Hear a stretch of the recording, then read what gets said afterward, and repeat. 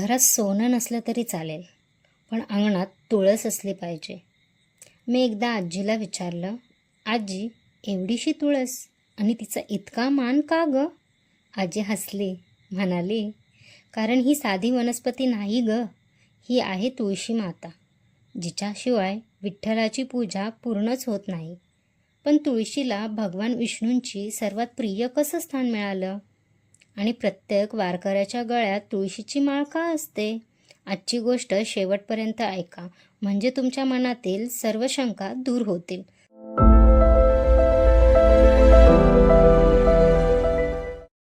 पूर्वी सत्ययुगात धर्मनिष्ठ, प्रतिव्रता आणि महान तपस्विनी अशी एक स्त्री होती.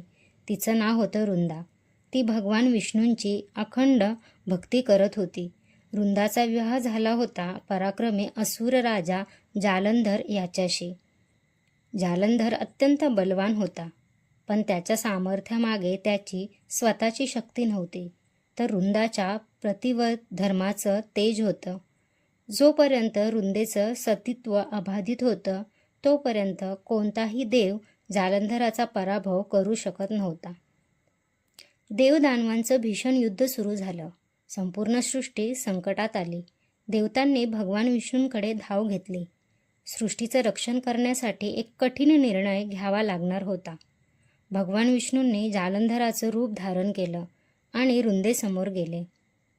रुंदेला क्षणभर वाटलं आपले पती परत आले, पण काही वेळातच तिला सत्य समजलं. तिचं प्रतिव्रत भंगलं. त्या क्षणी युद्धभूमीवर जालंधराचं संरक्षण संपलं आणि भगवान शंकरांनी त्यांचा वध केला.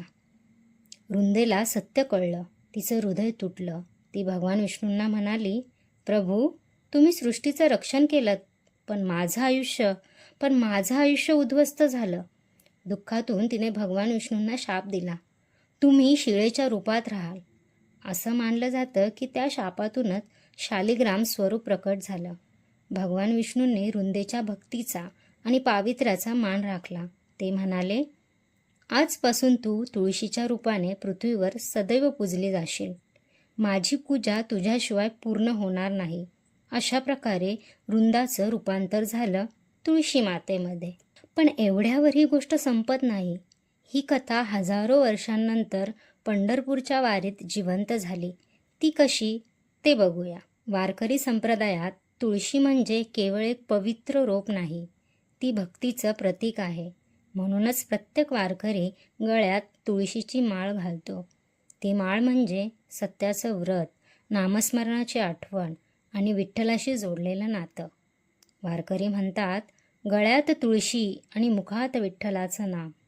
म्हणून विठ्ठलाच्या गळ्यातही तुळशीच्या माळा अर्पण केल्या जातात.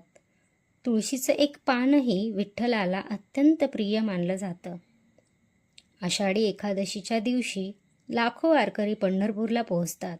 डोक्यावर तुळशीचं वृंदावन, हातात टाळ, खांद्यावर भगवी पताका आणि ओठांवर ज्ञानोबा माऊली तुकाराम, ज्ञानोबा माऊली तुकाराम.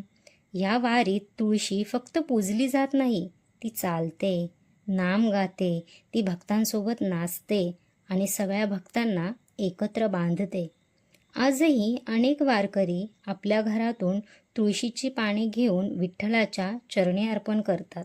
कारण त्यांना ठाऊक असतं, विठ्ठलाला सोनं नको, भक्ती हवी, आणि त्या भक्तीत सर्वात पवित्र प्रतीक म्हणजे तुळशी. म्हणूनच आपल्या पूर्वजांनी प्रत्येक घरात तुळस लावली. ती फक्त औषधी वनस्पती नाही, ती श्रद्धा आहे, ती संस्कार आहे, ती पावित्र्य आहे आणि देवाशी जोडणारा एक जिवंत दुवा आहे.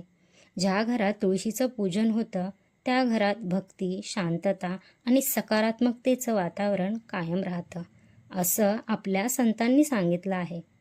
आजच्या रांगोळीत तुम्ही पाहत आहात सुंदर तुळशी वृंदावन, त्याच्या शेजारी लिहिलेलं माऊली हे पवित्र विठ्ठलाचं नाम आणि भोवतीच तेजस्वी वर्तुळ भक्तीचं अखंड चक्र दर्शवत आहे. निळा रंग विठ्ठलाच्या करुणेचं प्रतीक आहे, तर केशरी रंग आणि लाल रंग श्रद्धा, वैराग्य आणि वारकरी परंपरेतील उत्साह व्यक्त करतात. मध्यभागी असलेलं तुळशी वृंदावन आपल्याला आठवण करून देतं की विठ्ठलाच्या चरणी सर्वात प्रिय अर्पण म्हणजे निस्वार्थ भक्ती. तुम्हाला या रांगोळीमागची कथा आणि माझा संदेश आवडला असेल तर व्हिडिओला लाईक करा. तुमचे विचार आणि अनुभव कमेंटमध्ये नक्की लिहा. आणि अशाच सुंदर रांगोळ्या आणि प्रेरणादायी कथा आणि सकारात्मक संदेशांसाठी चॅनलला सबस्क्राईब करायला विसरू नका. चला तर मग पुन्हा भेटूया एका नव्या रांगोळीसोबत. तोपर्यंत नमस्कार.